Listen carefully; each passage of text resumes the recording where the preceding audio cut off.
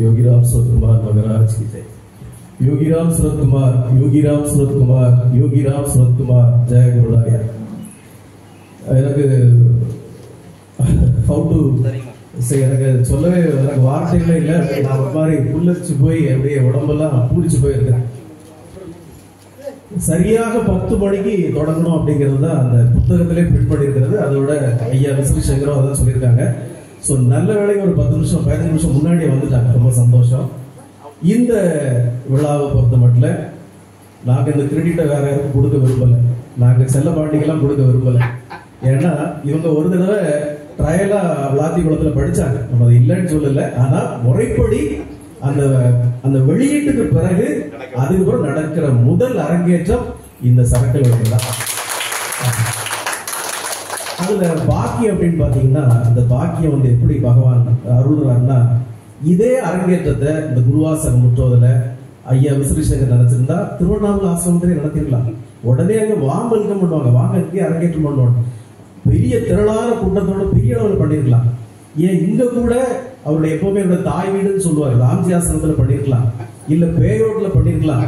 ஆனா அவரு என்ன பார்த்த முதல் கணத்திலே நீங்க புத்தகத்தை வெளியிடுறீங்க, நம்ம முதல்ல சரக்கு விலையில நம்ம பண்ணிடுவோம் அப்படின்ட்டு ஒரே சரக்கு விலையில பண்ணிடுவோம். அப்புறம் வந்து திருச்சி விழாவுக்கு நான் போனப்ப எக்ஸாமுக்கு ப்ரிப்பேர் பண்ணாம போற இருக்கக்கூடிய பிள்ளைகள் பரீட்சையை பார்த்து பயந்து பரீட்சை அட்டன் பண்ண வேணாம்னு நினைக்கல. அதே போல திருச்சிக்கு போவேனான்னு கூட நினைச்சேன். ஐயோ ஒண்ணுமே படிக்கல, எப்படி போய் நம்ம பேசுறது அப்படின்ட்டு நினைச்சேன். சரி பகவான் இருக்காரு, அவர் பார்த்துக்குவார் அப்படின்ட்டு போயிட்டேன். என்ன மேடைக்கு அழைக்கிறப்ப கூட விஸ்ரீசங்கரையா சொல்றாரு, இவர் நல்லா படிச்சு வந்திருப்பார் நினைக்கிறேன், இவருக்கு நல்லா பேசுவார். சத்தியமான பரீட்சைக்கு ப்ரிப்பேர் பண்ணாதக்குள்ளதான். ஆனாலும் போய் எல்லாரும் 10 நிமிஷம் தான் கொடுத்தாங்க. நான் 40 நிமிஷம் பேசியிருக்கேன். 40 நிமிஷம் பேசிட்டு வந்துட்டேன். அப்போ பேசிட்டு வந்தப்போ எனக்குள்ள ஒரு தாழ்வு மனப்பான்மை இருக்கு. நம்ம அந்த புத்தகத்தை பத்தி பெருசா பேசலையே, அவர் ஏதோ நம்ம மேல ஒரு வருத்தத்துல இருப்பாரா இருக்கலாம். அதனால நம்ம எப்படி திருப்பி அரங்கேற்றம் எப்போ நம்ம எப்படி கேட்கறது அப்படிங்கிற ஒரு மனதிலே இருந்தேன். ஐயா அவங்களே என்னை கூப்பிட்டு எப்போ நம்ம செவ்வாய்க்கிழமை வச்சுக்கலாமா செப்டம்பர் 8 அப்படின்னு அவரே கேட்டார். இது எல்லாமே பகவானுடைய சித்தம், இது எல்லாமே நடக்கிறது எல்லாமே. அப்போ இந்த விழா நடக்கிறப்போ திரு விஸ்ரீசங்கர் ஐயா வந்து நம்ம கரெக்டா 10 மணிக்கு தொடங்கி 5 மணிக்கு முடிச்சிடணும், பிரமாதம் பண்ணிடுவோம். அடியே உள்ள மனசுக்குள்ள இது கிபி 6ஆம் நூற்றாண்டுக்கு பிறகு அதுல 2 முறை ஏன்னா சிவனடியார்கள் நிறைய இருக்கீங்க, அதனால அது 9ஆம் நூற்றாண்டா 6ஆம் நூற்றாண்டாக நிறைய கருத்து வேறுபாடு இருக்கு. நம்ம 6ஆம் நூற்றாண்டே வச்சுக்கோமே, மாணிக்க வாசகர் பின்னாடி முன்னாடி வச்சுக்கோம். 6ஆம் நூற்றாண்டுக்கு பிறகு எல்லாம் 21ஆம் நூற்றாண்டுல ஈஸ்வர வடிவான எம்பெருமான் யோகி ராம் சுரத்குமார் இந்த மாதிரி ஒரு பெரிய நிகழ்வு நடக்குது. அன்னைக்கு மாணிக்க வாசகர் எந்த திருக்கோயில்ல எந்த அரசவையில அவர் அரங்கேற்றம் பண்ணியிருப்பாரோ அன்னைக்கு பெரிய விழிப்புணர்வா இருந்திருக்காது. எனக்கு தெரிஞ்சு 15 வருஷத்துக்கு முன்னாடி கூட இது பெரிய விழிப்புணர்வா இல்லையே. எப்போ சிதம்பரத்துல எங்கேயாவது அரங்கேற்றம் பண்ணுவோம். ஆனா இப்போ நவீன காலத்துல பெரிய ஒரு விழிப்புணர்வா இருக்கு இது திருவாசக முற்றோதல். அதே போல இந்த குருவாசக முற்றோதல் இது ஒரு வரலாற்று நிகழ்வா நான் பாக்குறேன். அது யார் வெளியிட்டா அப்படின்னா, யார் தொகுத்து எழுதி வெளியிட்டானா திரு விஸ்ரீசங்கர் அவங்க செல்லம்மா. எங்க இது நடத்தப்பட்டது அப்படின்னா சரக்கலுடையில யோகி ராம் சுரத்குமார் நாம பிரச்சாரக்குடியில. அவ்வளவு பெரிய ஒரு வரலாற்று சிறப்பு மிக நிகழ்வா நான் பாக்குறேன். அப்போ நான் நினைச்சேன், இந்த பகவானுக்காக முதல் ஒரு ஆசிரமமாக தொடங்கப்பட்ட ராம்ஜி ஆசிரமத்திலிருந்து ஒருத்தங்க வந்து இதை ரெப்ரசென்ட் பண்ணணும், இதை வந்து ஆசீர்வதிக்கணும். அடுத்தது பேயோட ஆசிரமம், அங்கிருந்து ஒரு புண்ணிய ஆத்மா நமக்கு வந்து ஒரு பிளஸிங்ஸ் பண்ணணும். அப்புறம் இவங்களுக்கு சொல்லவே வேண்டாம், இவங்களுக்கு நிறைய பேசணும். நான் ஆக்சுவலா அந்த நேரம் கருதி இப்ப பேசல, நிகழ்ச்சி முடிச்சவரும் பேசணும். அவரும் பேசுவார், அவர் நிறைய பேசுவார். நேற்று மட்டும் நான் ட்ரிவாண்டத்துல இருந்து என்னுடைய மனைவியை பல்லாஸ்திரிக்குள்ள அனுப்பிட்டு நான் வெளியே கார்ல உட்காந்து அவர்கிட்ட போன் பேசினேன். 1 மணி நேரம் பேசியிருக்கோம், 40 நிமிஷம் பேசியிருக்கோம். அதுல 2 தடவை நான் அழுதுட்டேன், 2 தடவை நான் அழுதுட்டேன் பேசினப்போ. ஏன்னா அந்த பேச்சோட இதை நான் சொல்லிடுறேன். எனக்கு ஒரு 2-3 நாட்களாக என் மனசுக்குள்ள ஏகப்பட்ட குழப்பங்கள், நிறைய சிந்தனைகள். எதுக்கு இதெல்லாம் நம்ம ஏன் இப்படி பண்ணிட்டு இருக்கோம், நம்மளுடைய தேவை இது இல்லையே, இப்படி எதுக்கு இதெல்லாம் பண்ணிட்டு இருக்கோம், நமக்கு தேவை அவர் தானே, இதை விட்டுட்டு ஏன் இந்த மாதிரி பண்ணிட்டு நிறைய குழப்பங்கள் இருந்தத இவரு அப்படியே பேசுறாரு. என் மனதுக்குள்ள இருந்த அந்த சந்தேகங்களை குழப்பங்களை திரு விஸ்ரீசங்கர் அப்படியே பேசுறாரு. அப்ப இதை நான் என்ன நினைச்சுக்கிட்டாப்பா, அது அப்படி இல்லை, பகவானே எனக்கு உணர்த்துறதா நினைச்சுட்டேன். அப்படி எனக்கு பல கேள்விகளுக்கு எனக்கு விடையா இருந்தது. திரு விஸ்ரீசங்கர் ஐயா அவர்களும் இந்த நிகழ்ச்சி முடிந்ததுக்கு அப்புறம் பேசுவாங்க. இப்போ நாம திரு தங்கலட்சுமி அம்மா இந்த திருவிளக்கை ஏற்றுவாங்க. அதனை தொடர்ந்து திருமதி செல்லம்மாள் விஸ்ரீசங்கர் அவங்களும் ஏற்றுவாங்க. அடுத்ததாக my better half doctor N C அவங்களும் ஏற்றுவாங்க. அடுத்ததாக திருமதி லக்ஷ்மி அவங்களும் ஒரு விளக்கை ஏற்றுவாங்க.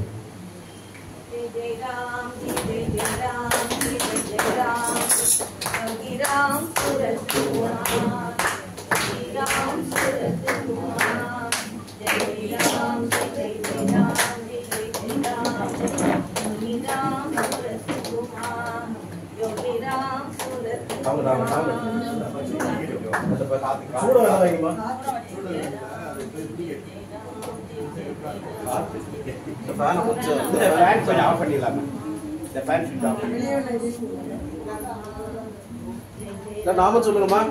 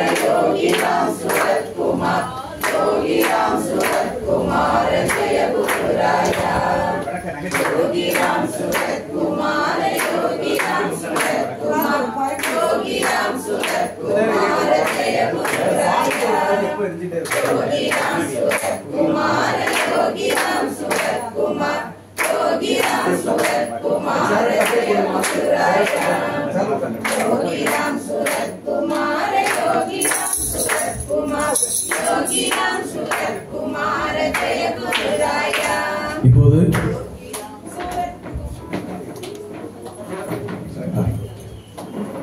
திருமதி சாரி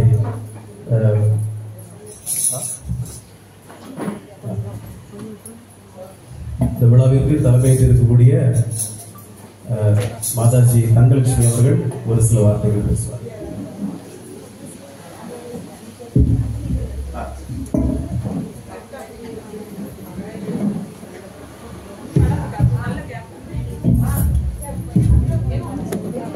योगी रामा योगिनी माता जय गुरु जय गुरु राया योगी रामा योगिनी माता जय गुरु राया जय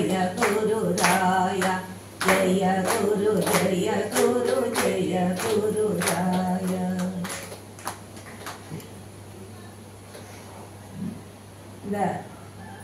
சரக்கல் விளை யோகி ராம் சுரத்மா நாம பிரச்சார குடில் முதலாக குருவாசகம் முற்றோதல் என்ற ஒரு பெரிய வேள்வியை நாம் இப்போது இங்கு நடத்த இருக்கிறோம். இதற்காக வருகை தந்துள்ள அனைவரும் புண்ணியாத்மாக்கள். பகவான் சொல்லி இருக்கிறார், உலகம் எங்கும் இந்த பிச்சைக்காரனுக்கு கோயில்கள் வரும். இப்போ உலகம் எங்குமே கோயில் வந்தாச்சு. நீங்க இந்த பிச்சைக்காரனை தேடி வர வேண்டிய தேவையில்லை. நீங்க எங்க இருக்கிறீங்களோ அந்த இடத்துல இந்த நாமத்தை சொல்லுங்க. ஃபாதர் உங்களுக்கு எது தேவையோ அதை கரெக்டா செய்து தருவார் அப்படின்னு சொல்லியிருக்கார்.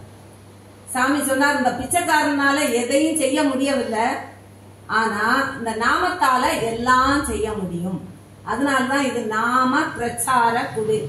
நாம பிரச்சார குடில்னா என்ன, எப்படி இருக்கணும்?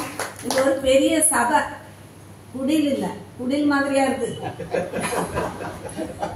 இந்த பிரச்சார சபை நம்ம நாட்டுல மட்டும் இல்லாம வெளிநாடு வரை இந்த நாமத்தை கொண்டு சொல்றதுதான் இவருடைய வேலை. அதுக்காக தான் நாம பிரச்சார குடில்னு போட்டுருது. இதுக்கு இல்லாம நான் ஏன் வந்தேன், இதெல்லாம் செய்யவா வந்தேன்னா இல்ல, வந்த காரியம் வேற. சாமிக்கு தெரியும் எதுக்காக வந்தோம், அவர் எதுக்காக தேர்ந்தெடுத்திருக்காருன்றது அவருக்கு தான் தெரியும். நமக்கு எதுவுமே தெரியாது. எல்லாருமே அப்படிதான், இங்க வந்திருக்க எல்லாருமே கொடுத்து வச்சவங்க. ஏன்னா நம்ம எத்தனையோ ஜென்மங்கள்ல மகான்கள் வந்திருக்காங்க. இது மாதிரி ஒரு மகானை பார்க்கவே முடியாது. நீங்க ராமனா நினைச்சா அவரை ராமரா பார்க்கலாம், அங்க இருக்கும் போதே, அவர் இருந்த காலத்திலே. நீங்க பிள்ளையாரா நினைச்சா அவர் பிள்ளையாரா இருப்பார். தும்பிக்கை மட்டும்தான் இல்ல. ஒரு தடவை வேற உட்கார்ந்து இருந்தார் ஒரு இடத்துல, பார்த்தாலே பிள்ளையார் உட்கார்ந்து இருக்க போல இருக்கிறாரே, இது மட்டும்தானே இல்ல அப்படின்னு நினைச்சேன். நானே நினைச்சேன், அப்படி அதிர்ந்து வச்சேன். கிருஷ்ணனா நினைச்சா அவர் கிருஷ்ணரா கொடுக்கிறார். அவர் சொல்றார், உங்களுக்கு எந்த மூர்த்தியை பிடிக்குமோ அந்த நாமத்தை சொல்லுங்க, அதுக்கு மீறி உங்களுக்கு ஏதாவது தேவைன்னா யோகி ராம் சரத்குமார் சொல்லுங்க, ஃபாதர் வந்து எல்லாம் சரி பண்ணி தருவார். இதுக்கு மேல என்ன வேணும்? இது இப்படி யாராவது சொல்லியிருக்காங்களா? இல்ல. அப்படி தன்னை பிச்சைக்காரன்னு சொல்லிட்டு எல்லாருக்கும் படியளக்கிற வள்ளல், பெரிய வள்ளல் பெருமானதான் நம்ம இங்க கும்பிட்டு இருக்கோம். அவருடைய அருள், அவருடைய ஆசி உங்களை எல்லோருக்கும் கிடைக்கும் என்று பிரார்த்தனையோடு நிறைவு செய்கிறேன். நன்றி. ரொம்ப நன்றி மாதாஜி.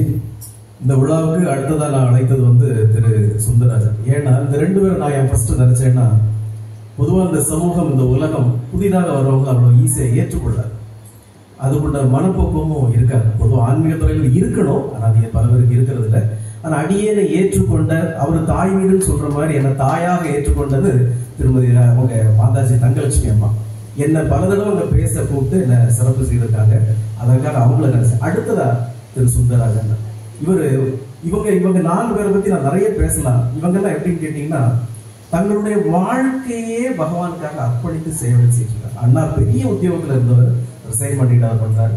இவங்க 2 பேரும் BSNL தொலைத்தொடர்பு துறையில பெரிய பணியில இருந்தவங்க. அதை BRS கொடுத்துட்டு இந்த பணியை செய்யறாங்க. அம்மா பத்தி சொல்லவே வேண்டாம், வாழ்க்கையே அவங்களுக்கு ஒழுங்கு அர்ப்பணிச்சிட்டாங்க. சுந்தரராஜன்னா எங்களுக்கு எல்லாம் ஒரு வழிகாட்டி இந்த ஆசிரமத்துக்கு. அவராவே வாலண்டியரா என்ன ஒரு கூட்டத்துல பார்த்து, நீங்க சிவகுமார் தானே, சரக்கரோலியில அந்த யோகி ராம் சரத்குமார் நாவல் குடியில் பண்ணிட்டு நீங்க தானே, வாலண்டியரா இன்ட்ரோடியூஸ் பண்ணிட்டு அவராவே நான் அழைக்காமலே அவர் இந்த வரக்கூடியவர்.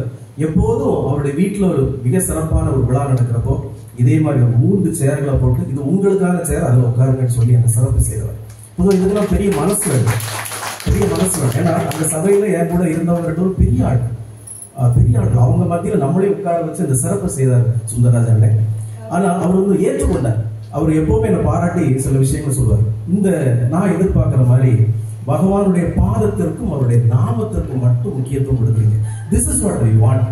இதுதான் நமக்கு வேணும். அடுத்த தலைமுறைக்கு ஒரு வழிபாட்டு முறை எப்படி இருக்கணுங்கிறத சிறப்பான முறை நீங்க செய்துட்டு இருக்கீங்க. எனக்கு இதுதான் பிடிச்சிருக்கு அப்படின்னு நான் சொல்லுவார். அப்ப அண்ணாவை நான் கூப்பிட்டதுல அவரு சொன்னாரு, நான் சொன்ன பிஸியா இருப்பார், ஆனா நீங்க வந்துட்டு கொஞ்ச நேரம் அந்த காலையில தொடக்க விழா இருந்துட்டு கூட நீங்க வேணா போயிடலாம், தயவுசெய்து வந்துருங்க அப்படின்னு. இல்ல நான் முழுக்க உட்கார்ந்துருக்கேன், எனக்கு ஒன்றும் பிரச்சனை இல்லை, நான் முழுக்க உட்கார்ந்துருக்கேன், ஆனா எனக்கு ஒரு சின்ன எக்ஸ்கியூஸ் மட்டும் வேணும் அப்படின்னா. என்ன அப்படின்னா, இந்த பேசுற வேலை மட்டும் எனக்கு வேண்டாம், அதை நான் பேச மாட்டேன், நான் விட்டுறணும் அப்படின்னாரு. இருந்தாலும் அவருடைய குரல் இந்த இடத்துல கேட்கறேன்னா அது எனக்கு மட்டும் இல்லை, பகவானுக்கு ஒரு திருப்தியா இருக்கு. ஏன்னா பகவானை நானும் அண்ணாவும் பார்க்கிற விதமே வேற. நாங்க 2 பேரும் எப்போ என்ன பேசிக்கோன்னா, சிவகுமார் அவர் சொல்லுவாரு, கடைசி அந்த ஒரு நேரங்கள்ல, கடைசி காலகட்டத்துல பகவானுடைய திருவடிகளை நாம பார்க்கிற பாக்கியம் நமக்கு இருக்கணும். அந்த கடைசி காது கேட்காத நிலைக்கு போறச்ச அவருடைய நாமத்தை கேட்டுட்டே இருக்கிற ஒரு நிலை நமக்கு இருக்கணும். அதை மட்டும் நமக்கு அருள்னா போதும். எப்படி கேட்கறாரு பாருங்க, கடைசி அந்த கண்ணுக்கு நிரந்தரமா மூடுங்கள நம்ம கண்ணு, அந்த நொடி பொழுது வரை அவருடைய திருப்பாதங்களை நாம பார்த்துட்டே இருக்கணும். அந்த காது கடைசியா கேட்காம நிக்கும்ல, நம்ம உடம்புல உயிர் பிரிந்த பிறகு சில நாடிகளுக்கு அந்த காது உயிரோட இருக்கும். அந்த நொடி வரைக்கும் நம்ம அந்த நாமத்தை கேட்டுட்டே இருக்கணும். சிவகுமார், திஸ் இஸ் வாட், இதுதான் நம்ம பிரேயர் அப்படிப்பார். இதே பிரேயர் தான் அடியன் இருக்கு. அப்போ அந்த மாதிரி ஒரு கெமிஸ்ட்ரி ஒர்க் அவுட் ஆன திரு சுந்தரராஜன். அதனால அவங்களையும் சில வார்த்தைகள் வாழ்த்து பேசுவாங்க. தயவுசெய்து பண்ணிக்கணும்னா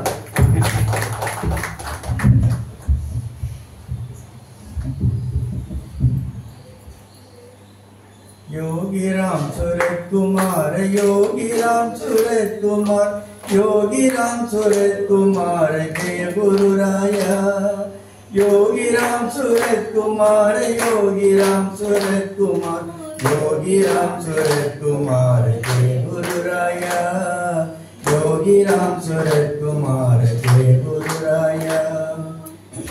எனக்கு வாட்ஸ்அப்ல தான் ஒரு நிகழ்ச்சி போட்டு நீங்க சிறப்பு உரைன்னு போட்டுருந்தாங்க. அதான் சொன்னேன். அதாவது நான் எப்பவுமே என்னை பற்றி யோசிப்பேன். ஒரு தகுதி உள்ள வந்தானாங்கிற ஒரு முதல்ல தூக்கி பார்த்தா அதுக்கு முன்னாடி போக்காதான் இருப்பேன். பாட்டினா தான், பேசினா தான், ஒரு இடத்துல பூஜை பண்ணது தான். அதுக்கு தகுதியை கொஞ்சம் அனலைஸ் பண்ணி பார்க்க சமயத்தில் எனக்கு ஒரு சின்ன சந்தேகம் வந்து, அப்போ எனக்கு பகவானுடைய அனுக்கிரகம் எப்படி கிடைச்சதுன்னா, நீ ஒரு பாட்டு எழுதியிருக்கல, அந்த வரியை படிச்சு பாரு அப்படின்னு சொல்லி அது உடனே ஞாபகத்துக்கு வந்தது.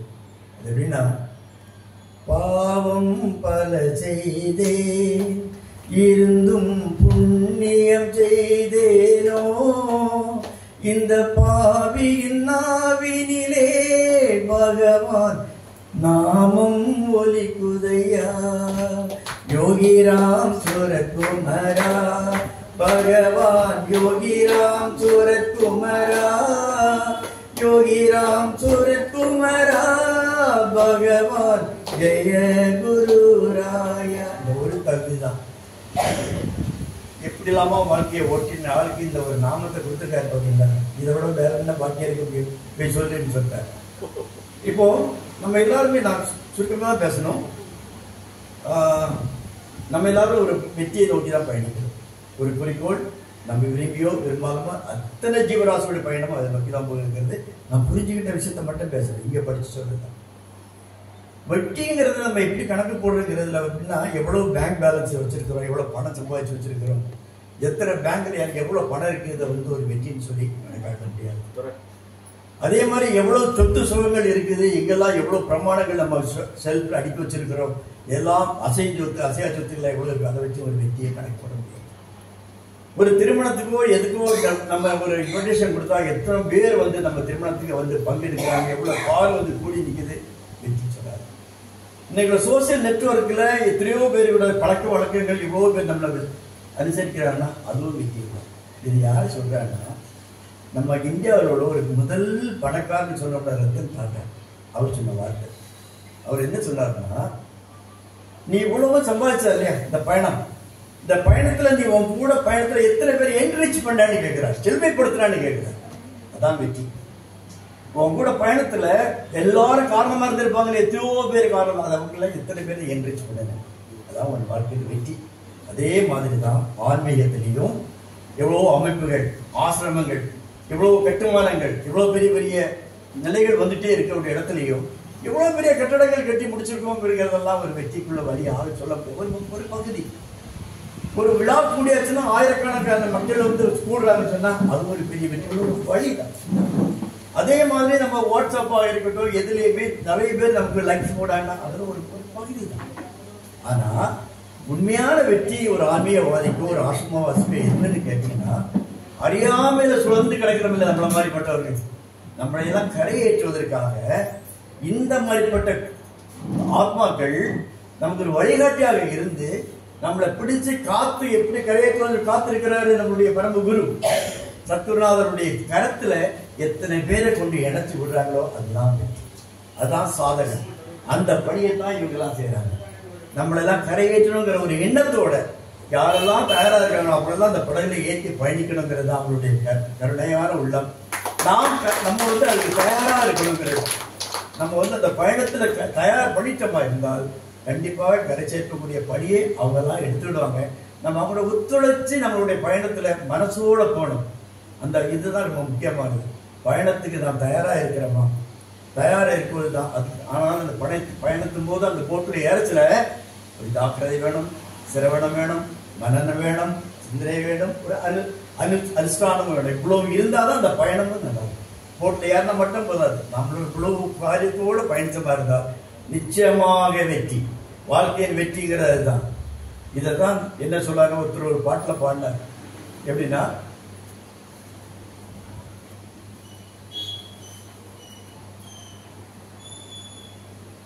பாதைகள் பல இருந்தும் செல்லும் வழி தெரிந்திருந்தும், பாதைகள் பல இருந்தும் செல்லும் வழி தெரிந்திருந்தும் பயணிக்க மனமில்லையோ, படைத்தவன் நினைவில்லையோ, பயணிக்க மனமில்லையோ, படைத்தவன் நினைவில்லையோ. குருபாதம் பணிந்திடுவோம், குருபாதம் பணிந்திடுவோம். சத்குருநாத மகாராஜ் குரு கடாட்சம்.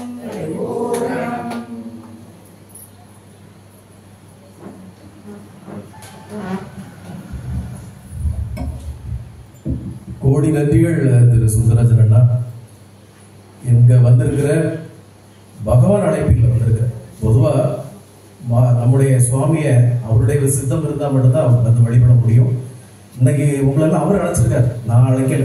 அதனால அவருடைய விருந்தினர்களாக அவருடைய அம்சங்களாக வந்திருக்கிற இந்த அடியார்கள், அத்தனை அடியார்களுடைய திரு பாதத்திலும் நான் சிரம் தாழ்த்தி வணங்கி உங்களை வரவேற்கிறேன். நான் வேற யாரும் இல்லை, அடியாருக்கு அடியார்.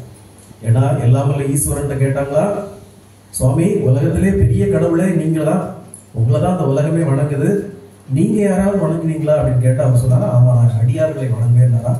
அப்படி ஈஸ்வரனே வணங்குகின்ற இந்த அடியார்களுக்கு அடியாராகிய நான் உங்களை எல்லோரையும் வரவேற்கிறேன். சமயம் இன்னும் கொஞ்சம் இருக்கிறதுனால மிகச்சிறந்த ஆன்மீக பேச்சாளர், உங்களை எல்லாம் அப்படி வசியப்படுத்துற ஒரு காந்த பேச்சாளர் திரு விசிறிசேகர் ஐயா அவர்கள் சில வார்த்தைகள் பேசி சரியாக 9:55 இதை நிறுத்தி நாம ஒரு பொன்னாடை பொறுத்த ஒரு சின்ன நிகழ்ச்சிக்கு அதை பொறுத்திட்டு அவர் ஆரம்பிச்சுருவாங்க. 10 நிமிஷம் உங்களுக்கு குருவாசகம் மற்றும் பற்றி ஒரு சின்ன ஒரு இன்ட்ரோடக்ஷன் கொடுத்தா எல்லாருக்கும் நல்லா இருக்கு. அதில் பகவானாக்கு தான் டைம் எல்லாமே அவர் தான் பிளான் பண்ணுறாரு. கரெக்டாக எனக்கு ஒரு 20 நிமிடத்தை கொடுத்துருக்காரு.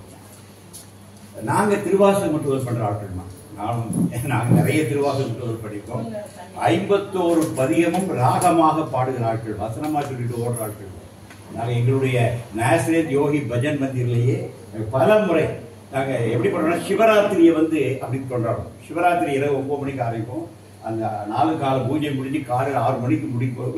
நாங்கள் திருவாசகம் முற்றுவதற்கு பண்ணுவோம். நாங்கள் ஒரு 50 பெண்கள் ஆண்களாக உட்காந்து அழகாக 2 டீம். நான் பிறகு சொன்னேன், நம்மளுக்கு 2 டீமாக பிரிக்கணும். எப்படின்னா, நம்ம இப்போ 10 to 5 பாட போகிறோம். எல்லாருக்கும் த்ரோட்ங்கிறது பகவான் ஓரளவுக்கு தான் இருக்காரு. அதனால் 2 டீமாக இருந்தாலும் ஒரு டீம் ஒரு பாடினா அடுத்த டீம் பாடும். அப்படி மாற்றி மாற்றி பாடினா நமக்கு 5 மணி வரை பாடுறதுக்கு த்ரோட்டுக்கு கொஞ்சம் நல்லாயிருக்கும். அது மொதல் பாயிண்ட். என்ன, அப்படி இருக்கும்போது உப்பு பிரிச்சுக்கணும். அப்படியே 2 டீமாக பாடணும்னா அந்த 5 மணி வரை பாடணும். அது ஈஸியாக இருக்கும். மத்தியானம் 1 to 2 பிரேக். ஏன்னா காலையில் 10 to 1, அதுக்கப்புறம் மத்தியானம் 2 லஞ்ச். இது மாதிரி உள்ளது. 2வது, நாங்கள் பகவானுக்கு துதியாரம்னு ஒரு புத்தகம் நாங்கள் ஒரு ஆண்டு முன்னாடி தொகுத்தோம். யோகிராம் சுரத்குமார் மேலே வந்திருக்கிற பள்ளி என்ன ஒரு தனி சிறப்புனா, ஒரு மகாத்மா மீது இவ்வளவு பாடல்கள் வந்திருக்கிறது பகவான் யோகிராம் சுரத்குமார். கிட்டத்தட்ட 600 பக்கம் அந்த துதியாரம் புத்தகம் ஒன்று இருக்கு. அதை நீங்கள் பாண்டிச்சேரியில் வெளியிட்டுக்கிறோம். அந்த புத்தகத்தை அதை முழுக்க ஒருத்தர் உட்காந்து வாசித்தாலே 24 மணி நேரம். அந்த புக்கை ஒருத்தர் உட்காந்து வாசித்தா போதும். அது எவ்வளவுதான் நாங்கள் பாட்டு வச்சிருக்கோம். பகவான் இருக்கிற காலம் வர உள்ள பாட்டு, அதுக்கப்புறம் உள்ள பாட்டை சேர்க்கல. சுவாமி இருக்கும்போது எனக்கு இப்பதான் எங்களுக்கு சுந்தரராஜன் பாட்டு எனக்கு முன்னாடியே தெரியும். ஞாபகம் தான் சுந்தரராஜன் பாட்டை வாங்கி நான் உள்ள போட்டிருப்பேன்.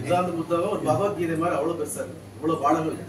இந்த பணியில நானும் அவ்வளவுதான் ஈடுபட்டேன். எங்க ஆசிரியத்தில் வச்சுதான் டிடிபி ஒர்க் பண்ணி சிவாசி கொண்டு போய் பிரிண்ட் பண்ணி பாண்டிச்சேரி 1330 விஷயம் ஃப்ரீயா உலகம் முழுக்க போயிருக்கு. லண்டனுக்கே அந்த புத்தகம் 10 வீட்டுல இருக்குது. 10 புத்தகம் அவங்க வாசிக்கிறாங்க.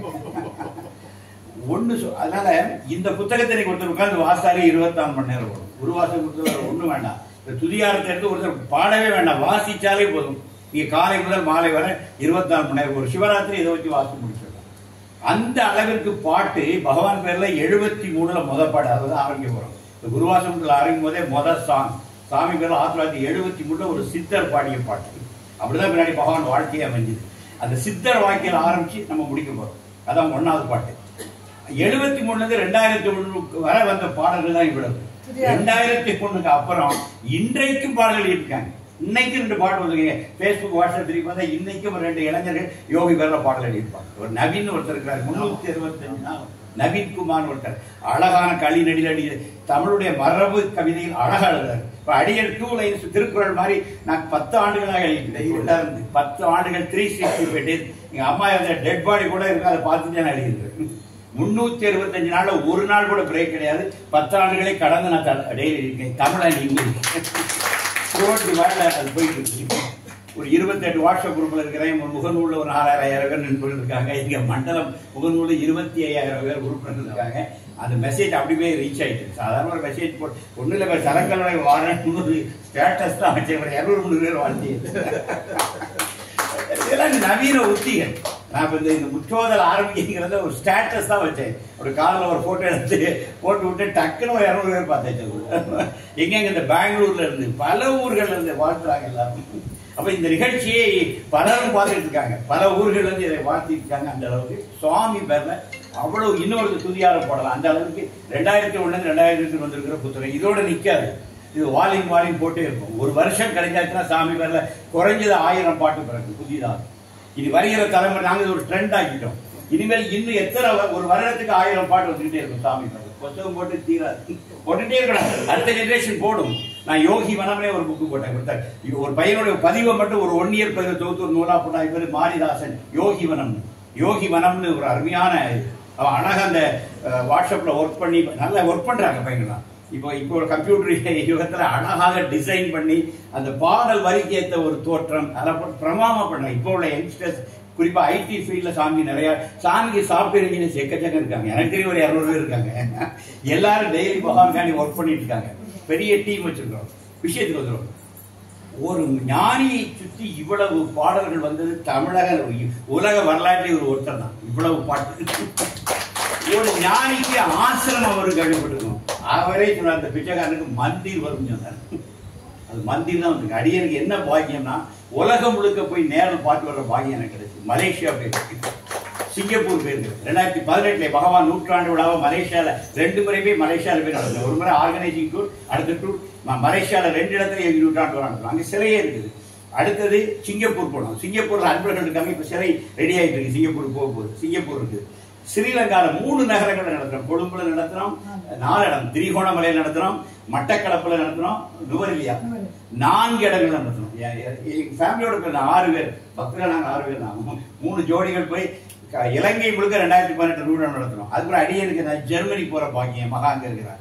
ஜெர்மனிலே பகவான் 3 ஆசிரமம் இருக்கு. நாங்கள் போய் 3 டேஸ் அந்த ஆசிரமங்களில் போய் தங்கியிருக்கோம். ஜெர்மனியில ஜெர்மன்காரங்க நடத்துற ஆசிரமம். நம்ம தமிழ்நாடுல ஜெர்மன்காரங்க இது பக்கம் தமிழ்நாடுகள் இருக்காங்க. அதை வச்சு அடியாங்க போகும்போது எல்லாம் சத்சங்கம் நடத்திட்டு இருக்காங்க. அது மாதிரி நான் பிரான்ஸ் போயிருந்தேன்.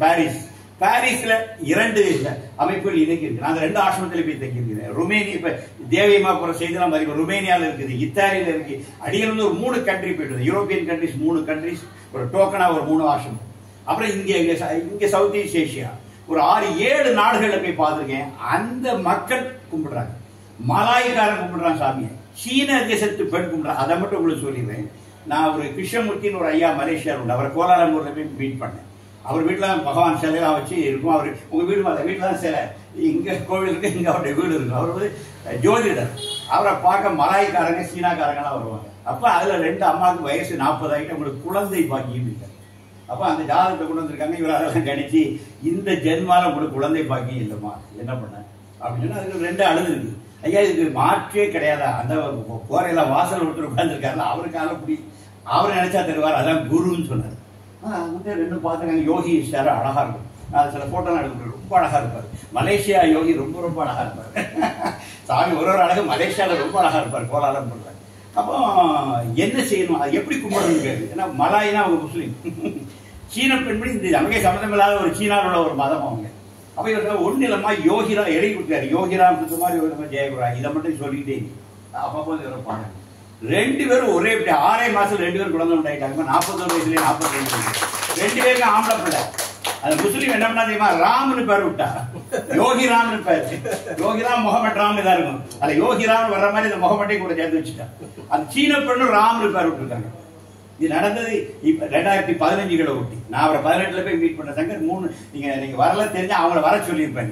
அவங்க தீவிர பக்தர்கள். சாமியை பார்த்த ஆட்களே கிடையாது.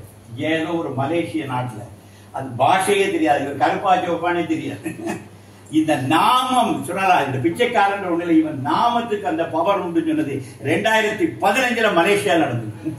41 வயசு 42 வயசுக்கு அப்புறம் கன்சீவ் ஆகிறது, ஆம்பளை பிறப்புறதுங்கிறது medically not all possible.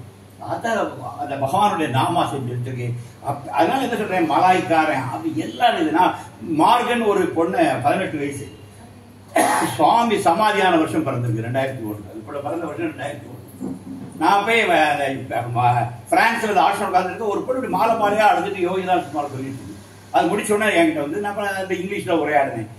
What's your problem சொன்னது. இதுல this Nama has a soothing effect. எனக்கு ஒரு நாமா சொன்னா எனக்கு ஒரு ஆறுதலா இருக்கு. நான் டெய்லி வந்து பண்ணிட்டு அப்புறம் நாங்கள் 2 ஃப்ரெண்ட் ஆனோம், பேசணும். கடைசியில் வந்து அவ அப்பா ஒரு ரைட்டர். அதனால வீட்டுல பேச சொன்னோடனே நான் தமிழ்நாடு ஒரு ரைட்டர். அவர் வந்து யோகியை மீட் பண்ணியிருக்காரு 90களில் பிரான்ஸ்ல இருந்து. அப்ப யோகி எனக்கு ஒரு ரைட்டரை இன்ட்ரோடியூஸ் பண்ணார். I want to see that writer. N books எல்லாம் அங்க கொடுத்தோன்னா அது ரைட்டர்னு வீட்டுல பேசிட்டு. அப்ப அவரை நான் பார்க்க வரப்போ அவங்க என்கிட்ட அப்பாயின்மெண்ட் கேட்டாங்க. சரி நீங்க வரலாம்னு சொன்னேன். 14 பேர் கார் இருந்தாங்க. Evening time. அது ஃபாரினர்ஸ் வந்து அப்பாயின்மெண்ட் வாங்கிட்டு தான் வருவாங்க. Evening 14 members 14 members will come. நான் 14 பேர் அடியேன்னு உட்காந்து அப்புறம் அவங்களோட நான் கொஞ்சம் உரையாடல் பண்ணும்போது எல்லாம் அவங்களுக்கு நிறைய விஷயம் தான் அவங்களுக்கு பயங்கர இன்ட்ரெஸ்ட். அந்த பொண்ணு மார்கன் பேர் இன்னைக்கு வரை என் கூட நட்பில் இருக்கிறாங்க. 2018 எனக்கு அவன் ஃப்ரெண்டானா இன்றைக்கு வரை கான்டாக்ட்ல இருக்கிறாங்க. அந்த பொண்ணு சுவாமியை பார்த்து சாமி சமாதியான வருஷம் பிறந்த பொண்ணு சார். அது யோகிநாத்குமார் நாமத்தில் கரைகிறது. பிரெஞ்சு நாட்டு பெண்மணி. அவ்வளோ என் அப்பப்போ மாஸ்டர் எனக்கு ஒரு மெசேஜ் போடும், அங்கிள் நான் இப்படி போறேன், அவளுடைய லைஃபுடைய எல்லா டெவலப்மெண்ட்டும் எனக்கு ரிப்போர்ட் பண்ணும். அவ்வளவு பெரிய ஃபெய்த் சுவாமி. பகவானுடைய நாமா நாடை கடந்து எல்லைகளை கடந்து எத்தனையோ பேருடைய உள்ளங்களை கொள்ளை கொடுக்கும். இப்ப சுவாமி சொன்ன இந்த பிச்சைக்காரன் வேற ஒன்றும் பெருசா செய்யல, ஒரு நாமத்தை விட்டுட்டு போறான்னு. அது எவ்வளவு உண்மைங்கிறது இப்ப தெரியுது. உலகம் முழுக்க நம்மனா சாமியை பார்த்த நேரில் அனுபவிச்சோம், அவர் மேல பக்தி பண்ற இது விஷயம். ஆனா இப்ப வந்து இருக்கிற தலைமுறை தெரியுமா, இன்னைக்கு தமிழ்நாட்டுல மெஜாரிட்டி பக்தர்கள் சுவாமியை பார்க்காத பக்தர்கள். 2001 அப்புறம் நம்ம சிவகுமார அதுக்கு இந்த பிரச்சார கொடியில் தான் 2001 அப்புறம் வந்த எத்தனை ஆலயங்கள். கரூர்ல ஆலயம் வந்து சார் ஒரு ஆள் கூட யோகியை பார்த்தது கிடையாது. 2001 அப்புறம் பக்தி பண்ணி 2007 அப்புறம் வந்தவங்க கரூர்ல ஒரு ஆலயமே கட்டிட்டாங்க. கரூர்ல இருக்கிற ஒரு பக்தர் கூட யோகி பார்த்தது கிடையாது. இவங்க சுசீந்திரம், லட்சுமி நாராயணி அண்ட் கலைவாணி அம்மா உட்கார்ந்து இவங்கள நான் கரூர் பண்றாங்க. இவங்க நான் முதல்ல கரூர் தான் பார்த்தேன். இவங்க ஊரு திருச்சி. சுசீந்திரம் எனக்கு தெரியாது. நான் கரூர் விழாக்கு போகும்போது இவங்களை பார்த்தேன். அப்புறம் இவங்க டிரான்ஸ்பர் ஆகி திருச்சிக்கு வந்தாங்க. திருச்சி விழாக்களையும் சந்திச்சேன். இப்பதான் சொன்னேன், நம்ம சரக்கல் விழாக்கு பக்கத்துல சுசீந்திரத்துக்கு கிளம்பி வாங்க தகவல் கொடுத்து வந்துருக்கிறாங்க. எதுக்கு சொல்ல வந்தேன்னா, பகவானுக்கு பக்தர்கள் உலகம் வந்து இருக்கிறாங்க. இந்த நாமம் அற்புதம் செஞ்சு. இப்ப இன்றைக்கு நாம 10 to 5 உட்கார்ந்து இந்த நாமத்தை சொல்றோம். இது ஃபர்ஸ்ட் டைம் ஒரு ஹிஸ்டாரிக்கல் ஈவெண்ட். சாமி இது தேர்ந்தெடுத்திருக்காரு. சரக்கல் விளைங்கிறது நாங்க அல்ல, பகவான் தேர்ந்தெடுத்திருக்காரு. இந்த புதிய மையத்துக்கு நான் இந்த பெருமையை வழங்குகிறேன். அது சொல்லி யோகியை தேர்ந்தெடுத்திருக்காரு. அதை ஆசீர்வதிக்க தான் 2 சென்டர் வந்திருக்கிறேன் அவர்களுக்கு. அடியே நம்ம ராமி அசம்சனுடைய குழந்தை தான். அப்ப என்ன சொல்ல வந்தேன்னா, இன்றைக்கு வந்து ஒரு புதிய ட்ரெண்ட் வந்து நிறைய புதியவர்கள் வருகிறார்கள். சுந்தராஜன் அதான் சந்தோஷமா இருக்கு. நம்ம முடிஞ்சாச்சு நம்ம கதை. நம்ம வந்து இப்போ அப்படியே மறைகின்ற சூரியன், இப்போ உதிக்கின்ற சூரியன் எல்லாம் வந்துட்டு இருக்கு. நம்ம என்ன செய்யணும், நம்ம காலத்திலேயே இந்த உதிக்கின்ற சூரியன்களை என்கரேஜ் பண்ணி விட்டோம்னா அடுத்த தலைமுறை பகவானை நம்மளை விட பல மடங்கா கொண்டு போயிடும். நான் விசிறி மின்னிகள் நடத்துறேன். மேகசின் 26 விஷயம் கொண்டு வந்துட்டேன். நான் அவர் மாமூல் சொன்னாங்க, சார் என்ன அழகா போடுறீங்க, இது பிரிண்ட் பண்ணா என்ன பிரிண்ட் பண்ணா விற்காதுன்னு. நான் மாசம் ஒரு 20,000 லாஸ் ஆகுன்னு சொல்லி நான் நடத்துறேன். 20,000 ஆகும் எனக்கு பிரிண்டிங் காஸ்ட். நான் ஃப்ரீயா கொடுக்கலாம். ஆனா இட் இஸ் நாட் பாசிபிள். நான் அதனால மேகசின் போயிட்டேன். இன்னைக்கு அழகான சாஃப்ட்வேர் இன்ஜினியர்ஸ் பையங்க, பொண்ணுங்க, ஹவுஸ் ஒய்ஃப்ஸ் எல்லாரும் உட்கார்ந்து ஒர்க் பண்ணி நாங்க ஒரு பத்திரிகை நடத்துறோம். பகவான் 26 மாசம் நடத்திட்டு இருக்கிறோம். மேகசின் 30-40 பக்கங்கள், அழகான படங்கள், பகவானை பற்றிய செய்திகள், அதுல பகவத்கீதை வகுப்புறது, உபனிஷத் வகுப்புறது, யோகிக்கும் யோகியும் கீதையும் கம்பேர் பண்றோம். அப்படி நிறைய இதெல்லாம் யங்ஸ்டர்ஸ். இவங்க எல்லாரும் என்ன கேட்டீங்கன்னா, எல்லாரும் ஒரு 7-8 ஆண்டுகளுக்குள்ள பகவானை நெருங்கி வந்தோம். அப்ப அடுத்த தலைமுறை வெகு வேகமாக யோகியை புரிந்து கொண்டு யோகியினுடைய நாமத்தை பரப்புகின்ற பணியிலே இறங்குகிறது. அப்ப நம்ம தலைமுறைக்கு என்ன பொறுப்பு இருக்கு? இவங்களை தட்டி கொடுத்து உற்சாகப்படுத்தி நம்ம காலத்துல இவங்களோட இருந்து நல்லா வேலை செய்யப்பா தெரியும். அதுக்காக நானும் இந்த இடத்துக்கு வந்து ஆவணமா செய்யறேன். இப்ப நம்ம எல்லாருக்கும் இந்த புத்தகங்களையும் வழங்கிட்டு நம்ம 2 டீமா நமக்குள்ளே பிரிஞ்சுக்கலாம். அப்புறம் நம்ம ஆரம்பிக்கலாம். திரு விஸ்வசங்கர் ஐயா அவர்களுக்கு நன்றி. எல்லாமல்ல ஈஸ்வரனுக்கு எப்படி 63 நாயன்மார்களோ, ஏக பரம்பொருள் ஸ்ரீமன் நாராயணருக்கு எப்படி 12 ஆழ்வார்களோ, அதே போல இவங்கெல்லாம் அந்த லிஸ்ட்ல தான் நான் பாக்குறேன். அதாவது பகவானுக்கு வந்த அடியார்கள் இல்லை, இவங்கெல்லாம் அந்த மாதிரி ஒரு நாயன்மார்கள். பகவானை பார்த்திருக்காங்களா அப்படிங்கறதா இப்ப நவீன காலத்துல புதுசா வரவங்க கிட்ட கேட்கிற கேள்வி. ஏன்னா அந்த ஒரு கேள்வி வச்சு உங்களை அடிச்சிடலாம். என்ன இப்படி காவியெல்லாம் போட்டிருக்கீங்க, பகவான் பார்த்திருக்கீங்களா? நீங்க பாக்கலையா? உனக்கு என்ன தெரியும் பகவான் பத்தி? நாங்கெல்லாம் பகவான்கிட்ட ஆப்பிள் சாப்பிட்டுருக்கோம், கல்கண்டு சாப்பிட்டுருக்கோம், இவ்வளவுதான் அவங்களா தெரியும். பகவானை பார்த்த பலர் மனது வைத்திருந்தால், விஸ்வசங்கர் மாதிரி, அந்த அம்மா மாதிரியே, ஐயா மாதிரி மனது வைத்திருந்தால் பகவானை எங்கேயோ கொண்டு போயிட முடியும். ஆனா பகவானிடம் அத்தனை அருள்களையும் பெற்ற பலர் சும்மா தான் இருக்கிறாங்க. சிலர் சும்மாவும் இல்ல, உபத்திரம் பண்ணிட்டு இருக்காங்க. ஆனா இந்த மாதிரி புண்ணிய ஆத்மாக்கள் பெரிய விஷயங்களை முன்னெடுக்கிறாங்க. அதனால அடியனை பொறுத்த மட்டும் நமஸ்காரம், பகவானை பார்ப்பதை விட பகவானை உணர வேண்டும். பகவானை உணர்வது எப்படின்னா, அவருக்கு எது பிடிக்கும் எது பிடிக்காது, அவர் என்ன சொன்னார், எதுக்கு சொன்னார், அவர் ஏன் அப்படி சொன்னார், எல்லாத்தையும் உணர்ந்துருக்கும். அந்த அந்த ஸ்டெப்ல இருந்து லக்ஷ்மண ரேகை மாதிரி அதை தாண்டி ஒரு எட்டு நம்ம போயிடக்கூடாது. அந்த லக்ஷ்மண ரேகை நம்ம தாண்டிடக்கூடாது. பகவான் வாழ்ந்த காலத்துல, பூத உடல்ல வாழ்ந்த காலத்துல, அவதாரமாக வாழ்ந்த காலத்துல என்ன சொன்னார், எதற்காக சொன்னார், ஏன் சொன்னார், இதை நல்லா புரிஞ்சுக்கிட்டு அந்த பணியை நம்ம செய்யணும். அதுக்கு விஸ்வசங்கர் ஐயா சொல்ற மாதிரி நம்மள அவர் தாங்கி கொண்டு போவார். நடத்தியெல்லாம் கொண்டு போக மாட்டாங்க, அப்படி தாங்கி கொண்டு போவார். சுந்தரராஜன் என்ன கேட்டாங்க, நாளைக்கு ப்ரோக்ராம் கன்ஃபார்ம் தானே அப்படின்னா, ஆமா கன்ஃபார்ம் தான், நான் ஒரு 3 பேரை கூட்டிட்டு வரேன் அப்படின்னாங்க. 3 பேர் இல்லைன்னா 30 பேரை கூட்டிட்டு வாங்க. இல்ல நிறைய பேர் கூப்பிடலாங்க, இடம் இல்ல அப்படின்னாரு. நான் சொன்னேன் பகவான் தன்னுடைய மடியில் அமர வச்சுக்குவாரு. நான் சொன்னேன் பகவான் தன்னுடைய மடியில் அமர வச்சுக்குவாரு, எவ்வளவு ரெண்டா கூட்டிட்டு வாங்க அப்படின்னு. அதனால பகவான் யோகி ராம் சிவகுமார் கருணை கடலா இருக்கார். திரு விஸ்வசங்கர் ஐயா சில அற்புதங்கள் சொன்னார். சின்ன சாம்பிள் தான். இப்ப நான் சொன்னாலே பெரிய அற்புதங்கள் ஒரு நாள் முழுக்க சொல்ல முடியும். இந்த யோகி ராம் சிவகுமார் நாம பிரச்சார முடியல. ஐயா சொன்னா நிறைய சொல்லலாம். ஒரு சின்ன அவருடைய அற்புதத்தை மட்டும் சொல்லி 5 நிமிடங்கள் முடிச்சுவேன். திருச்சியில் அந்த அன்பர் வந்திருந்தாரு. அங்க வச்சு நான் அதை பேசினா ஏதோ ஒரு செல்ஃப் ப்ரொமோஷன் மாதிரி ஆகிருக்கிறதுனால அந்த சாட்சியை நான் காமிச்சிருக்கணும் அன்னைக்கு. ஆனா ஏற்கனவே ஒரு சம்பவத்தை சொன்னேன். அப்புறம் இவரே நான் கூப்பிட்டு நடந்ததுன்னு சொன்னா இவர் ஏதோ யோகி ராம் சிவகுமார் நாம பிரச்சாரம் இருக்கு ரெப்ரசென்ட் பண்ணிட்டு இருக்காரு வந்துருங்கிறத நான் சொல்லல. ஒரு அடியார் 10 ஆண்டுகளாக பகவானுடைய அடியார். அவர் பல ஆசிரமங்கள்ல பல யோகி ராம் சிவகுமாருடைய அடுத்த அம்சங்களா நினைச்சுக்கிட்டு இருக்கிற பல பேர் கூட ரொம்ப நெருக்கமா இருந்தவர் தான். அப்புறம் பல ஏமாற்றங்கள்லாம் ஒதுக்கிட்டாரு. இந்த யோகி ராம் சிவகுமார் நாம பிரச்சாரத்தை தொடங்கின பிறகு அடியே நான் பேஸ்புக்ல அதில் பார்த்து ஆத்மார்த்தமா நம்மளை ஒரு குரு மாதிரி சொல்லக்கூடாது, குரு மாதிரி அவர் ஏத்துக்கிட்டு ரொம்ப வயசுல பெரியவர், 10 ஆண்டுகளா பகவானுடைய ரொம்ப வறுமையோட உச்சம். அவருக்கு என்னன்னா, இந்த தர்மதுரையோட படம் பார்த்திருக்கீங்களா, ரஜினிகாந்த் நடிச்ச படம். அதுல அவர் பெரியவர், மூத்தவர், பாக்கியெல்லாம் தம்பி எல்லாம் படிச்சுவாங்க. இவரு விவசாயத்தை தேர்ந்தெடுத்திருப்பாரு. அது தம்பிங்க எல்லாம் பணக்காரனா இருப்பாங்க, அண்ணக்காக ரொம்ப வறுமையில இருப்பாங்க. இதே போல இவரோட தம்பிகள்லாம் ஒருத்தர் டாக்டர், ஒருத்தர் வக்கீல். ஆனா இவர் விவசாயத்தை தேர்ந்தெடுத்ததுனால ஒரு நேரம் செல்போனை ரீசார்ஜ் பண்றது கூட பைசா இருக்காரு.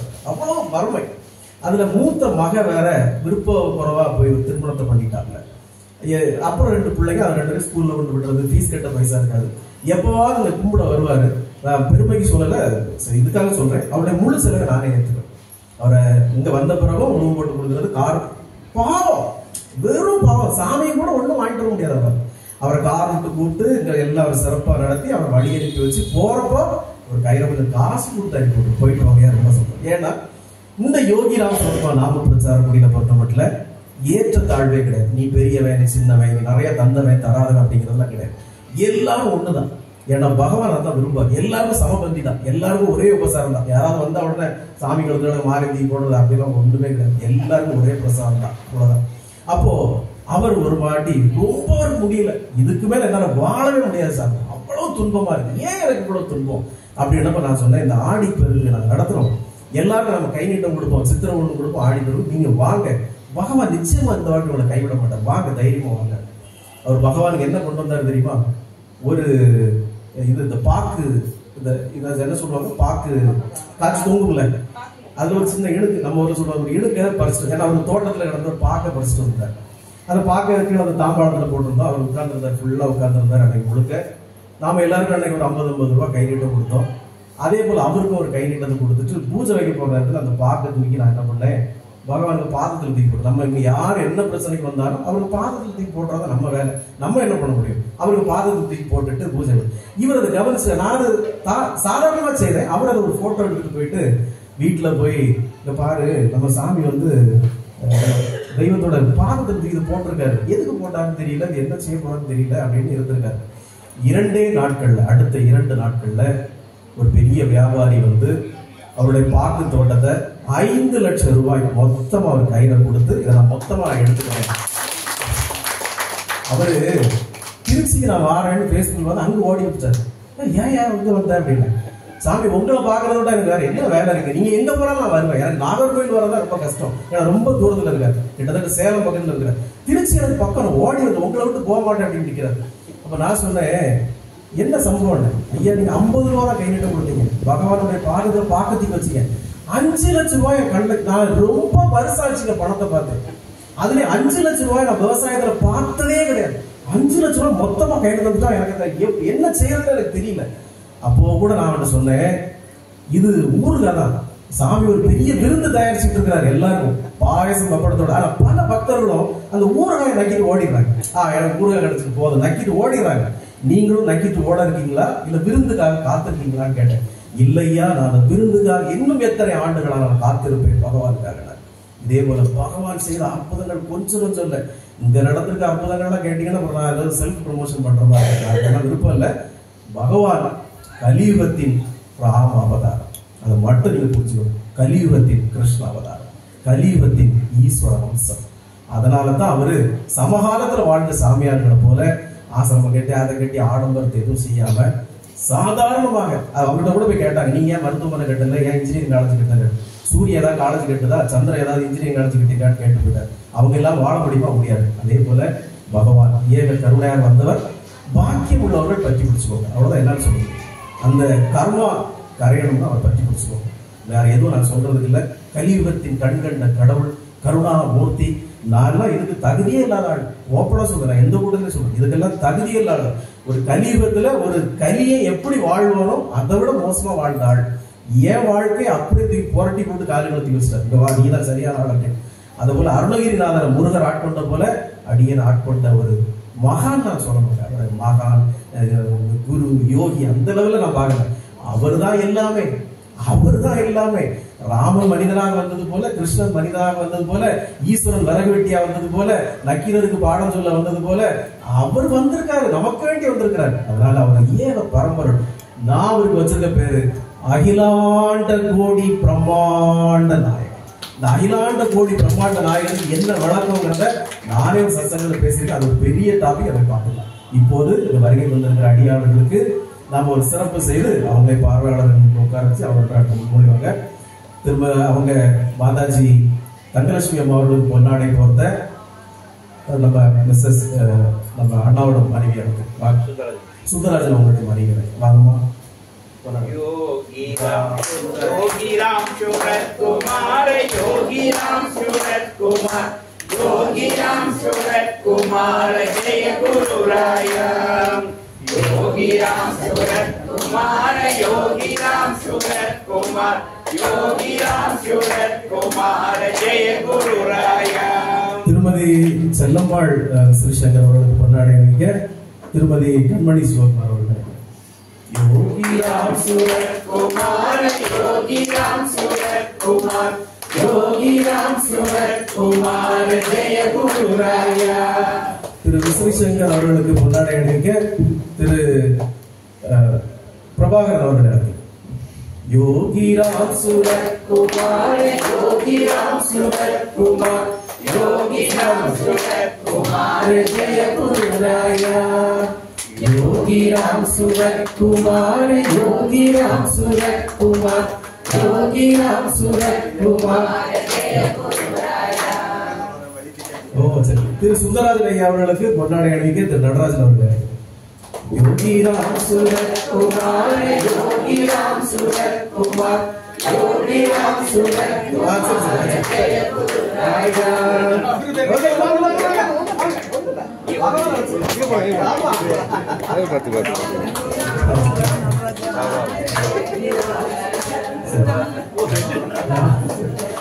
திரு சுந்தரராஜன் ஐயா அவர்களையும் தங்கலட்சுமி அம்மா அவர்களையும் அதனை அமைத்துவிட்டு விஸ்வசங்கர் ஐயா அவர்களும் அவங்களும் இந்த பக்கம்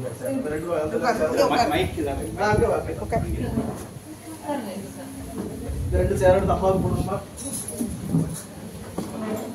ரெண்டு சேர் அங்கே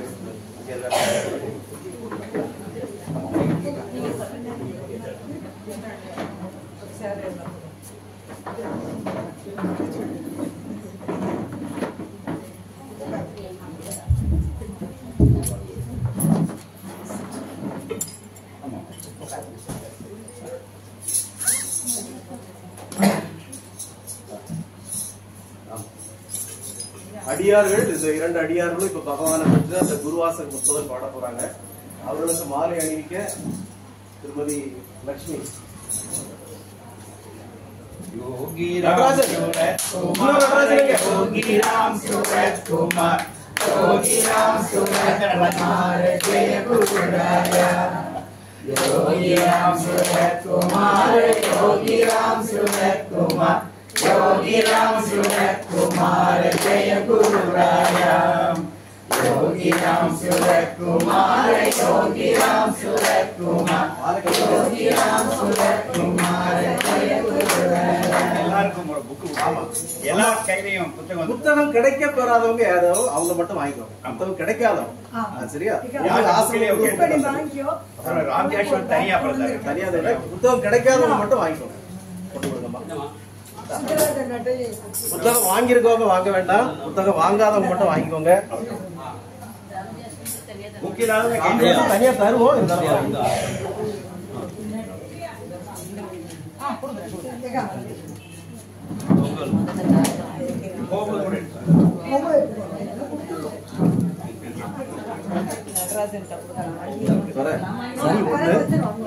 எல்லாரும்